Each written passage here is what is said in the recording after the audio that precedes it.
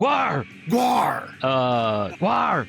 GWAR! Those GWAR! things. As much as I don't care about them, they are a cultural impact.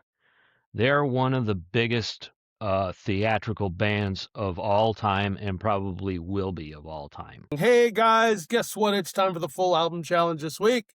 I am your host, Chili Burns. He is your host, El Blasto. What is up? Not much. Got the El Blasto blazing out here today. Yeah, El Blasto, that's where it comes from. The knuckle Street taps. vibes. All right, so what did we do this week? We did GWAR, but before we get into GWAR, don't you have to say it with a growl? Isn't that the actual pronunciation? GWAR. Yeah, GWAR, GWAR, yeah, like a pirate almost, except an angry pirate from Antarctica that kills GWAR. things. Yeah, that's more like it. Let's see. So, before we get into this, I want to remind everyone, hey man, keep your panties out of a wad, okay? Okay. We have our opinions. You have your opinions. Guess what? They're opinions. Yours are not wrong. Ours are not wrong. They may differ. That's the thing. If you're trying to tell me 2 + 2 = 5, well, fuck you. That's wrong. Okay, but if you're trying to tell me you like, I don't know, say, the Violent Femmes, say, anyway, there it is. Yeah. Ding. We need a little sound. Ding! Yeah, a little button. bell that we ring every time we bring up that fucking band. Yeah. Violent You know what? Femmes. The other thing too, like we like the Go-Go's. We thought girls' school was cool. We thought, dude, if there is an unpopular opinion for us to have, it is it is that Dexy's Midnight Runners had a great album. Yeah. Churaye was actually a really fucking good album. And I expected to gong that. That's in the episode. Well, go find the episode, fuckers. Anyway, but have a different opinion. It's fine. We have our opinions. You have yours. It is total. We don't hate you or love you any more or less for your opinion. It is fine with us. If you're a wet towel, hang yourself out to dry all you want in the comments. It's fine. We do this because we're challenging ourselves to listen to shit that we would never normally fucking listen to. Yeah. So a lot of the times we're not going to like it. But we're listening to stuff that is a challenge for us to listen to. Hence the title of the show. It wouldn't be entertaining if we were sitting here sucking ass the whole time. Like, this artist is just so wonderful. Oh my God, they're just so groundbreaking and blah, blah, blah. And fucking let me do an entire review on this fucking thing because I just love them. Oh my God. It's just like, no, we challenge ourselves. Sorry, Kiss fans, but they're just retarded. I said it. Yeah. Don't give a shit. I'm unapologetic. I don't care. Like, there's some bands that are just fucking suck and they are completely popular. What did we do this week? We did GWAR. GWAR. And what an adventure that was, man. I'm gonna let you start GWAR this week. Because I'm still tired from listening to it. I need to refill my coffee and regenerate my batteries so I can talk about GWAR. And I bet that coffee tastes like success because it's in a beautiful cup, I noticed. Fucking A, crowbar it is. Raccoon poochin'. Yeah. Speaking of our merch. Look at that cute little guy. Fucking beautiful, isn't it? Huh? That's fucking beautiful, a raccoon. With the Taking a radioactive album out of the garbage.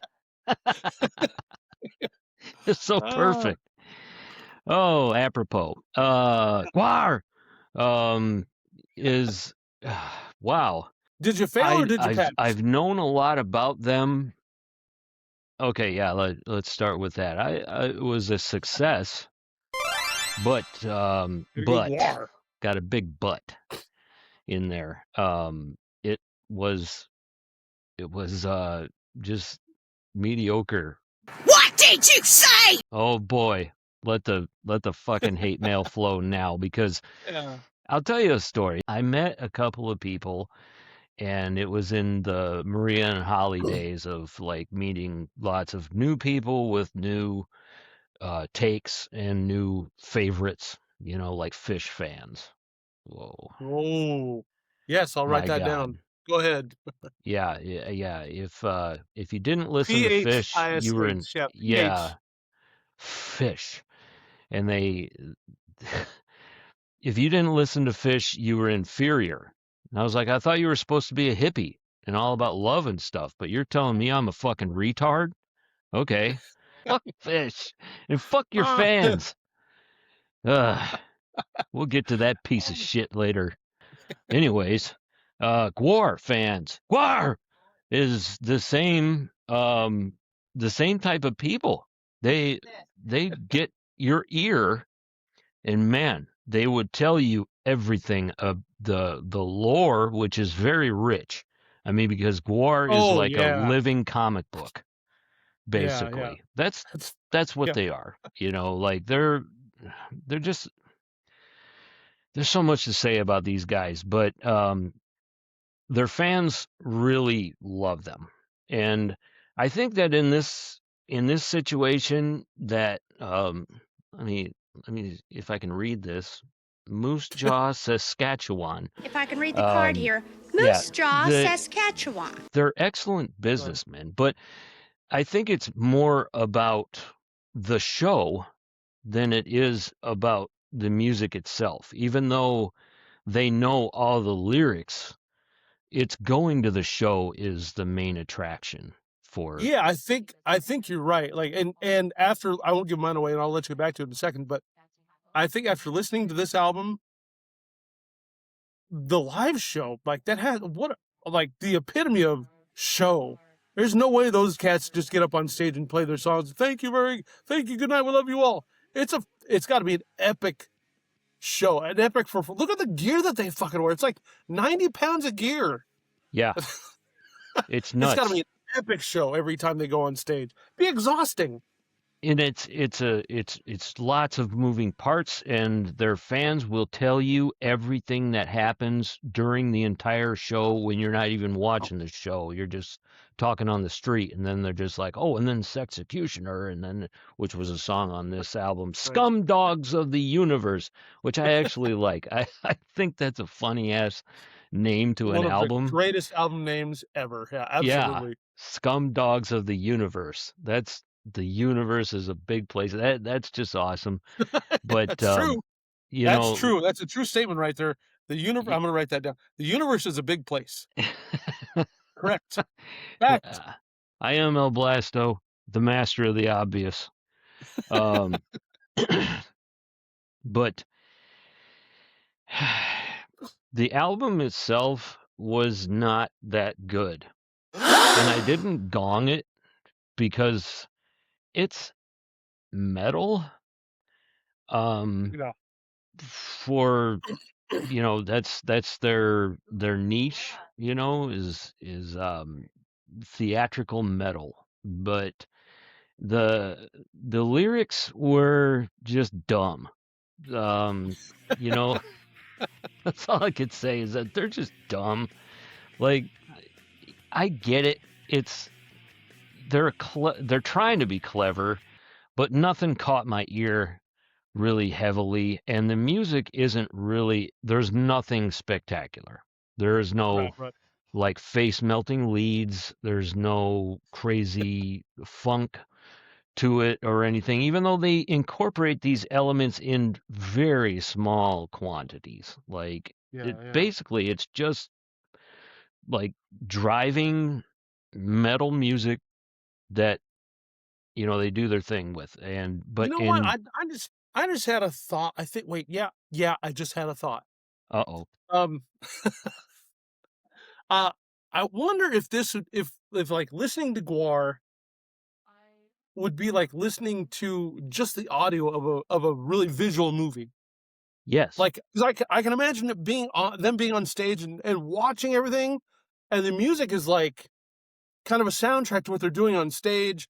And even though I know they're all playing their instruments and all that, and they're pretty good, but I wonder if it would be like watching, like listening to Star Wars in a Yeah. headset without the visuals. Like, you'd get the dialogue, but you wouldn't get all the nuance. And then you think, this dialogue is kind of fucking stupid. But then you see it with the movie, you go, oh, I get it now. Okay. Yeah, and the lyrics are very descriptive about Yeah. outrageous shit. Like it.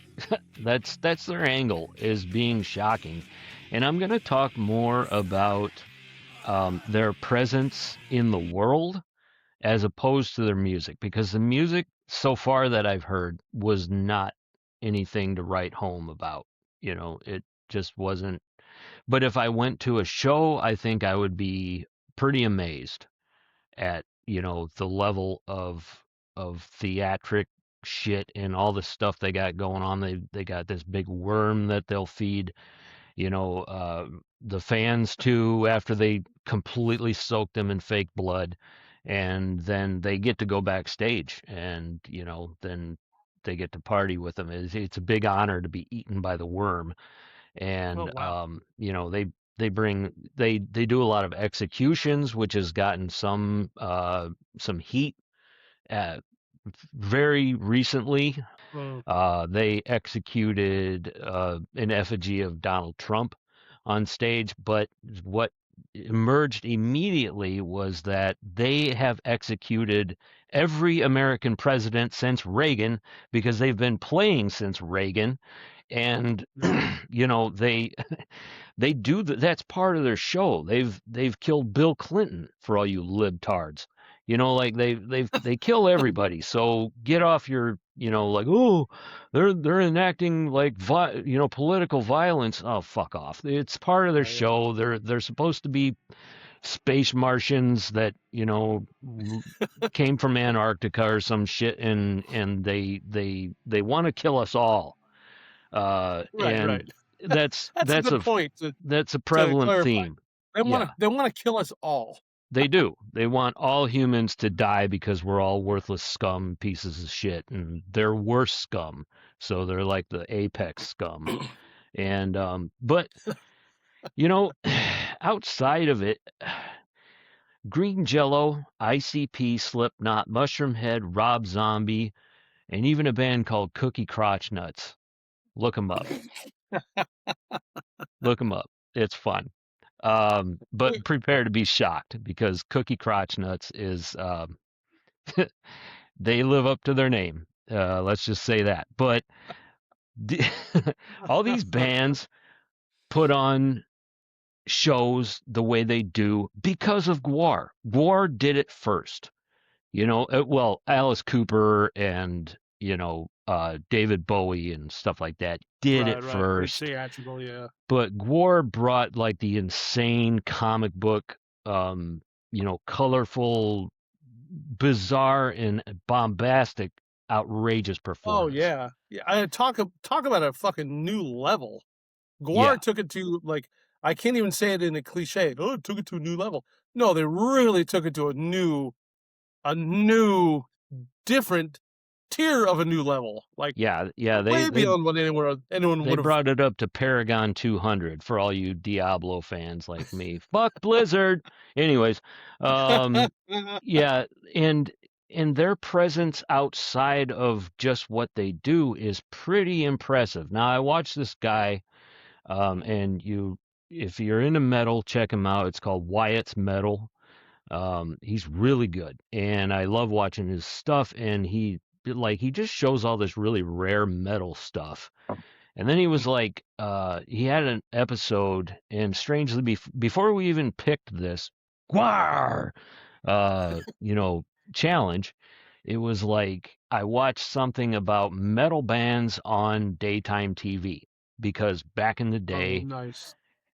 daytime TV was massive. It was huge, and I saw them, and he focused a lot on GWAR because they were really a top pick for Phil Donahue, Joan Rivers, Jerry Right. Springer, and all of these. And Sally, Jesse, Raphael, everyone in their little red glasses. yeah, red glasses on Sally, Jeffy, Raphael. But they would bring GWAR on because normal middle class housewives and grandmas and stuff would see these guys on the TV, and they're like, kids listen to that.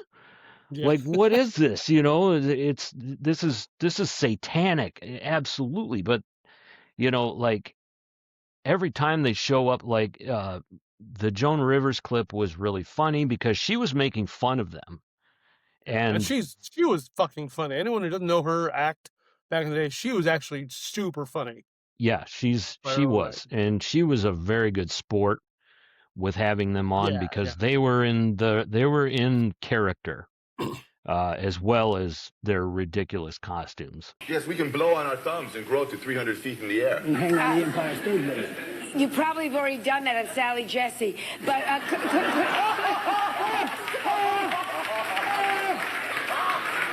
and and she played off of them, they played off of her. It was really a lot of fun to see that. Phil Donahue, of course, I think he was more serious. And then there was a Jerry Springer episode. Now, Jerry Springer used to be a serious talk show before he just, people wouldn't even say anything. They'd just come out and start clubbing each other. Before that, he actually had, lengthy. Start clubbing each other. Yeah, they do. They just come out and start wailing, and that was it. It was just ding, ding.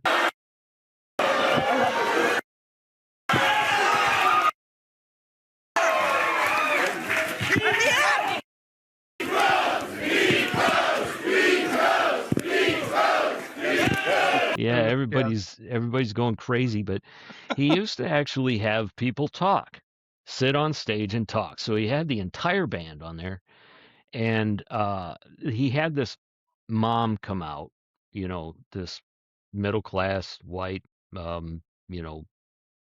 housewife mom or whatever, and her son was getting in trouble. She went through his stuff in his room, and she found a lot of stuff about GWAR, so she started looking into them.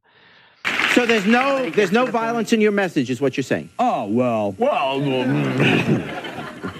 There is some violence. It's not really a message, though. It's more like a massage. A violent massage. And but funny enough, normally it's like these ladies are like, they're intolerant and they're usually heavily Christian, and they do not understand anything. But she had relevant questions, and right away, Oderus, I think, is the lead singer, Oderus Urungus or whatever. Yeah. He fucking took his stool and put it so close to her that it was in her bubble, and he just scooted towards her, just like, and then he knocked his knees together like a kid that's in trouble, and she asked the first question, and he dropped the accent and everything, and all of a sudden he just started talking like we are right now. And he was like, okay, so you're bagging on us for being negative and making money off of it. Do you know where the fuck we are right now? Daytime TV.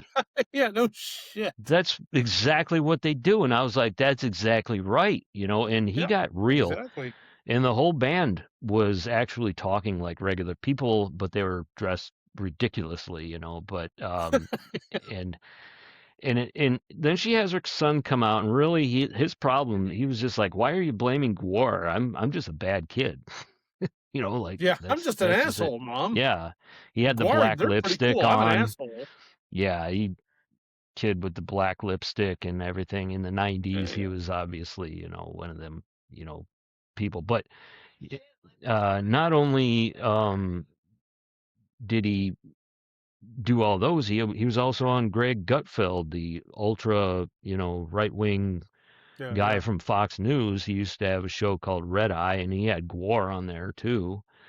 And they just made the rounds like that, so their personality, it extends past their actual band, but the music is just, it's ridiculous for the sake of being ridiculous, basically, because they are a living comic book. So I just got where everybody, like, like Green Jello, like you said earlier, if this is like listening to a description of a movie, It's basically like Green Jello did that for their first album. They made a VHS tape called Serial Killer, and every single song had a video attached to it. So it was like the first time this has ever been done. So it was basically like and Green Jello does the same thing. They have big props, they have puppets, you know, they have the whole crazy shit going on all the time. And but these guys, you know, as much as I don't care about them, they are a cultural impact. They're one of the biggest theatrical bands of all time, and probably will be of all time. So, you know, like I'm saying, the show is probably where it's at.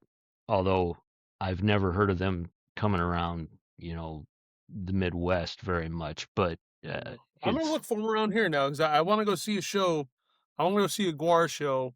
I may sit fairly far in the back. I was gonna say, go to the local Salvation Army and buy an outfit for $3 because you're gonna get covered in fake semen and blood. Yep. And eaten by a worm. And possibly eaten by a worm if you're lucky. Yeah. And then go backstage to party. Like, can I go home and change first, guys? This is really gross. Yeah, I think they meet their roadies first, and then they're like, "You just sit here, have a beer, you know, and then the band will decide what to do with you." Oh, wow, how cool! Oh God. Whatever. But I mean, I could have gonged it because I didn't think the lyrics were that great. They were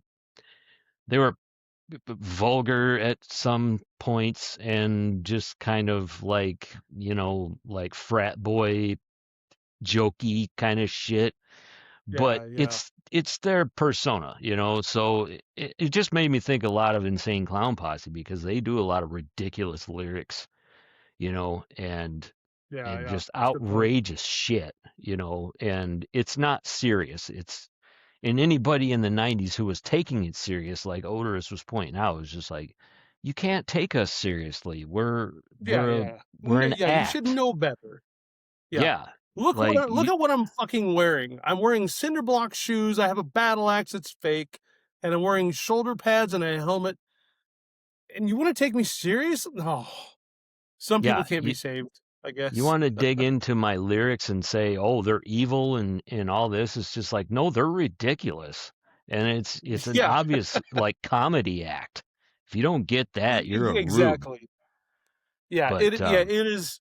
You're exactly. It is a comedy act, and I guess I'll get into mine. So I will say, I passed GWAR. I passed the GWAR challenge. I got through the whole album. And it wasn't that difficult, although I will say, man, I will say when I got to the end of the album, I was like, oh, finally, God, it's exhausting, man. It's exhausting, but it was fun. Like the stuff, believe it or not, I've written songs in the past too, and I don't write songs about like love and sex and rock and roll and girls breaking up and hitting on. I don't write AC/DC or Kiss lyrics or things like that. I write stupid shit for my friends. I'm like really stupid shit, like either inside jokes that literally I'll write songs for like 10 people that'll think it's funny. And that's all. And I'm not trying to be a career musician. By the way, a little side note.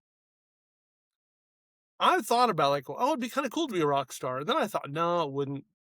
No, the money would be great. The fame would suck. Yeah. But man, you're working every weekend and you're traveling all the time, living out of a suitcase, sleeping in hotels and I wouldn't last. Like Rolling Stones, man, Mick Jagger, Keith Richards. I don't know how you fucking do it and still enjoy it. I would burn out the second I amassed like $5 million, maybe $50,000. I'd be like, okay, let's go. I made it. Call it good. I'm out. Oh God, it'd be exhausting. But anyway, so back to GWAR. I got through the album, and I thought some of the metal stuff. The whole thing was metal. But some of the music was pretty good. Like I picked out some parts that are like, wow, he's actually a pretty good guitarist. Or oh, that's a clever riff or a clever breakdown. Or oh, that's actually fucking heavy. And I'm not gonna name the songs I don't remember. One thing I will say though that I thought was great in the song "Maggots," Yeah. they had the sound of like annoying flies buzzing around, Yeah. but they were tuned to the music because I thought,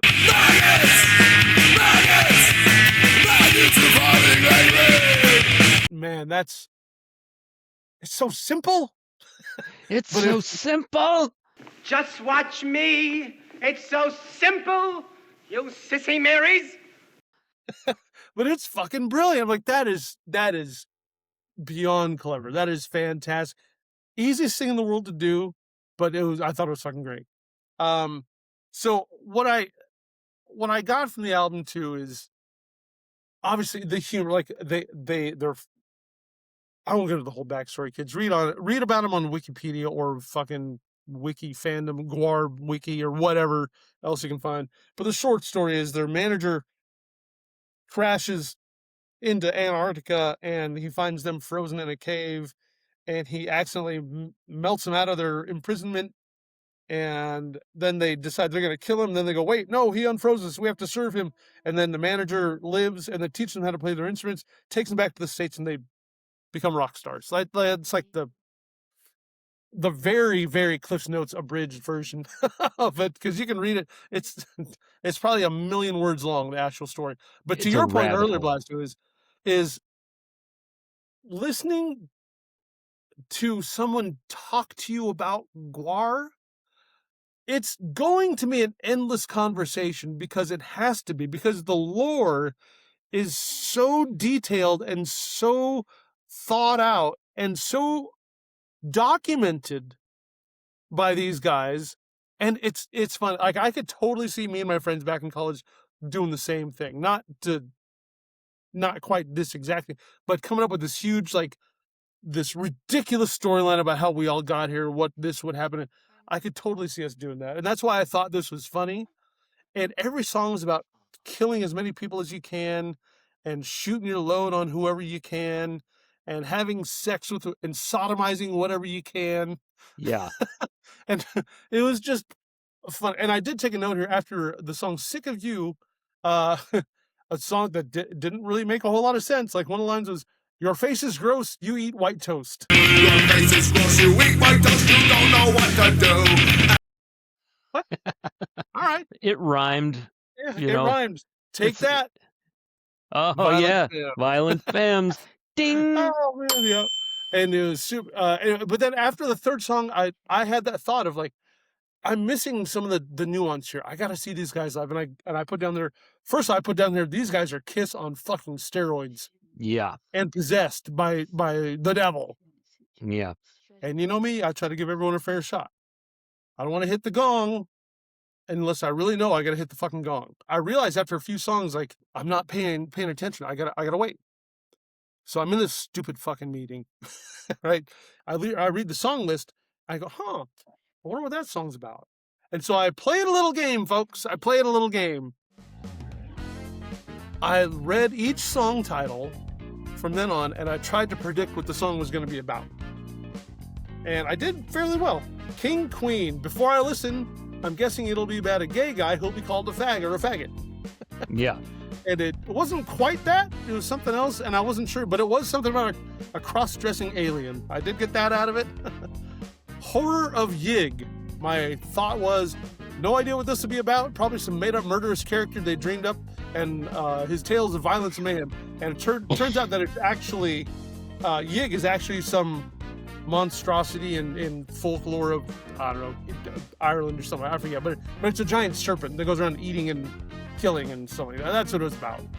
And then Vlad the Impaler, that was fairly easy. Love Surgery. I was kind of afraid to write this down while I was at work, but I said probably about fucking someone in half. Yeah. Or something to that effect. And it was about murderous mayhem and gore, and they made a human stew, and so I wasn't too far off. I did say in general, I can totally relate to how these guys write songs. I wouldn't write songs like this, but I only write songs that I think are funny. And they write stuff that they write stuff that they think is fucking hilarious. And I don't know. I mean, it was fun. I think it was more funny to me because I knew that they were trying to be funny, and I knew that they were cracking themselves up. So it made it a little funnier to me.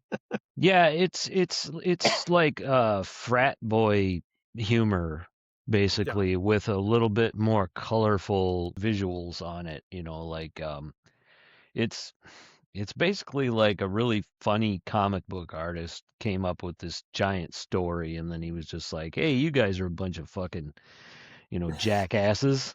Why don't you dress up like you're completely ridiculous alien things and just go with what I write." It's just it's totally out there, Yeah. I and no picture a one. guy like in a cabin somewhere writing this whole story because he's bored and he's just got a bunch of junk in the fucking yard and these guys and his buddies come over.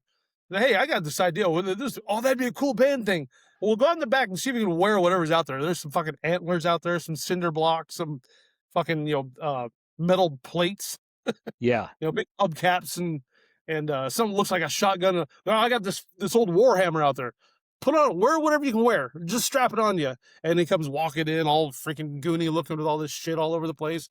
And now pick up that bass. Oh fuck. Yeah. And Oderus comes in and he's like, "Dudes, you got to check it out. I just made the biggest black cock out of used tires, and it can even shoot fucking whatever liquid we want to do." Yeah. Oh my God. Yeah, that was featured in the song, was it Black and Huge? Yeah. So there you go. Yeah, I put before guessing it's about a cock, but I'm also wondering if it's intentionally misleading. Could just be about a fat cat or something totally innocent. Then I put, nope, not misleading at all. Exactly what it's about. Yeah. Oh, he's singing about a big black. All right, okay, that's great. And then he goes into Love Surgery and Death Pod, and I thought the last song on the album, A Cool Place to Park, was kind of fun. They're just like, we got to get out and kill everything, but there's nowhere to fucking park. Yeah.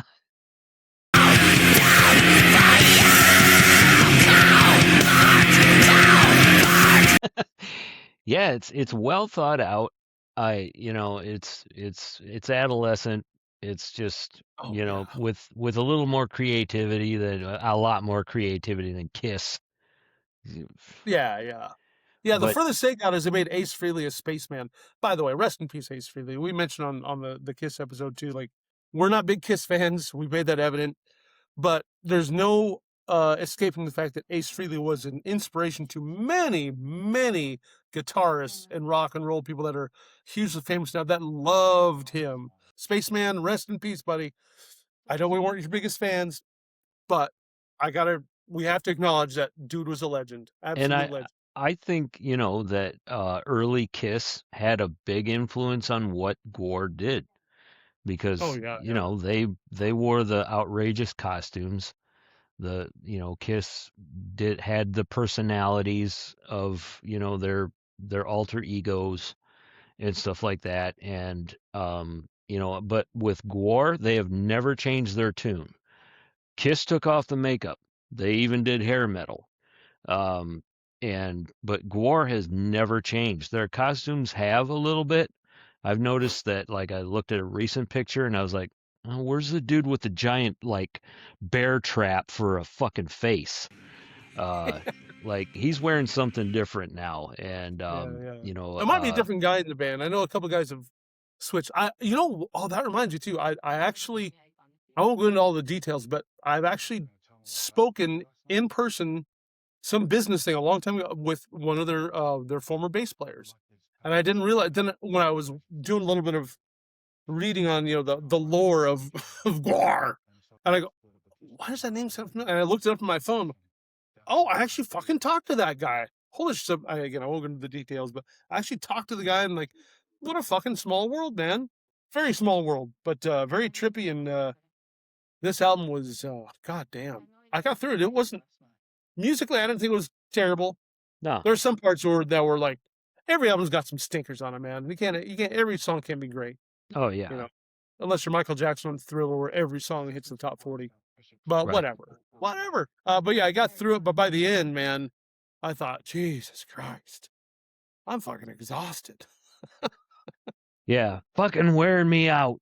Fucking wearing me out. Fucking wearing me out. Yeah, it was good.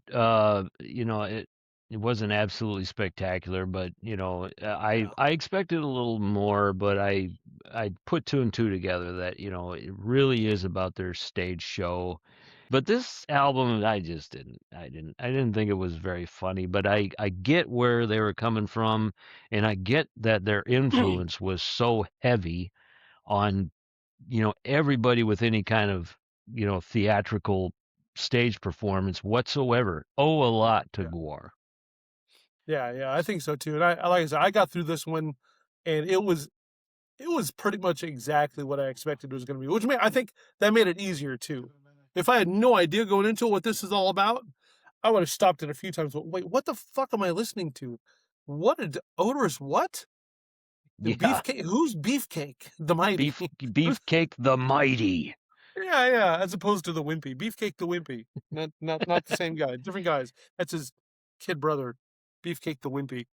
But even in the Jerry Springer episode, even the woman in the band, because they do have a woman, she said, "Well, I have a 9-year-old son, but it's not like I expose him to all the most vile shit that you could think of." She's like, "I raise him normally, like a regular child, because I'm a good parent." So maybe look in the mirror. If your son's being a little asshole, maybe it's because you're not doing what you're supposed to do. So don't blame us. Crazy! What a crazy thought, huh? Yeah, exactly. So it was fine. Yeah, it was a good time. It was a good time. I am going to try to go see him live if they're ever around nearby. I'm not going to travel too far to see him, but I'll go see him sometime, and I'll report back. So too. So we to recap, you succeeded a bit reluctantly. I succeeded. I laughed, and I mainly thought it was funny because they thought it was funny. Yeah. I got a big kick out of, like, you guys think this is funny? Well, I think it's funny that you think it's funny. So I guess that makes it funny. Oh, you cheap son of a bitch. Are you crazy? Those guys are retards.